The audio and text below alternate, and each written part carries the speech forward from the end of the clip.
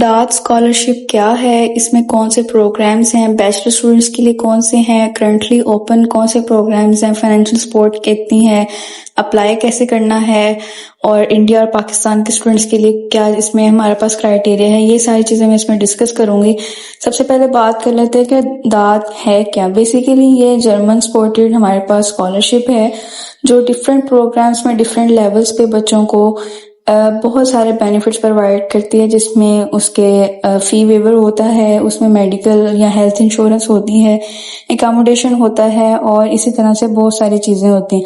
یہاں پہ یہ مکمل لسٹ ہے کہ کون کون سی اسکالرشپس ہیں۔ اس میں masters, P H D, bachelors کی، یا پھر اگر کوئی لینگویج کورس کرنا ہے تو وہ سارے لیولز کے لیے بھی اویلیبل ہے۔ اس میں انہوں نے اسٹائپنڈ بھی مینشن کیا ہے، اس کی ڈیوریشن بھی مینشن کیا ہے، اور اس کی ڈیڈ لائن بھی مینشن کی ہوئی ہے۔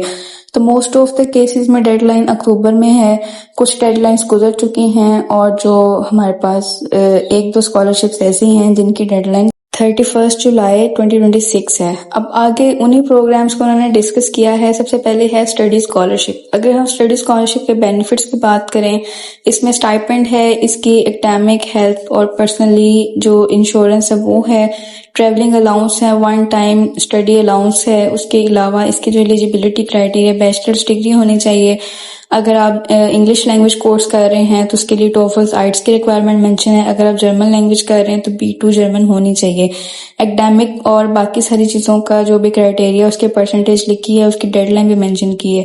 دوسرا ہے ریسرچ گرانٹس میں، اس میں کچھ اسپیسیفک ٹائم پیریڈ کے لیے ہمارے پاس ریسرچ پرپوزلز یا ریسرچ پروجیکٹس ہوتے ہیں جن پہ کام کے لیے آپ نے کوآرڈینیٹر سے کنسلٹ کرنا ہوتا ہے۔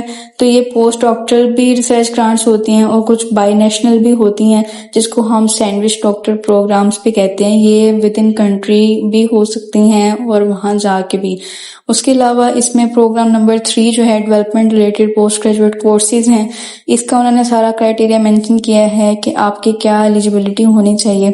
جو 4th ون ہے public policy and good governance, یہ ابھی اوپن ہے، جس کی ڈیڈ لائن میں نے آپ کو بتایا 31 جولائی 2026 ہے، اور یہ ہائیلی کمپیٹیٹیو ہے، لیکن اگر آپ کی پروفائل اچھی ہو تو اس میں بہت زیادہ چانسز ہوتے ہیں۔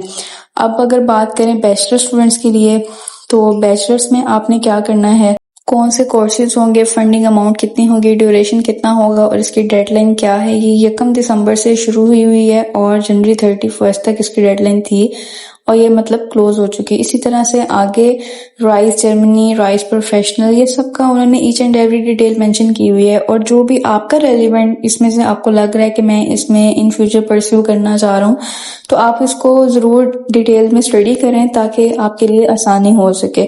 تو جرمن لینگویج کورسز آپ کسی بھی لیول پہ کر سکتے ہیں، اس میں رکاوٹ نہیں ہے۔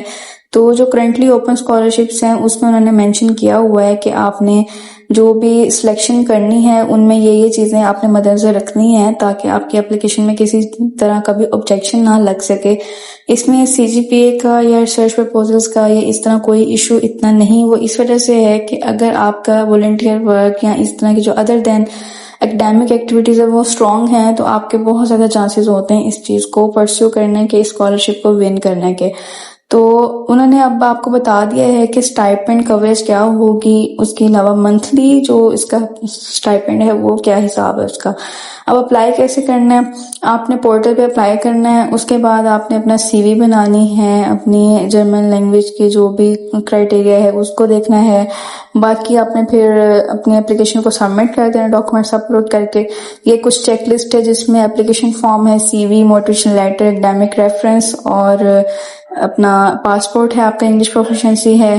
یہ ساری جو بیسک سی چیزیں ہمیں ہر جگہ پہ ہی ضروری ہوتی ہیں وہ بھی اس میں شامل ہیں۔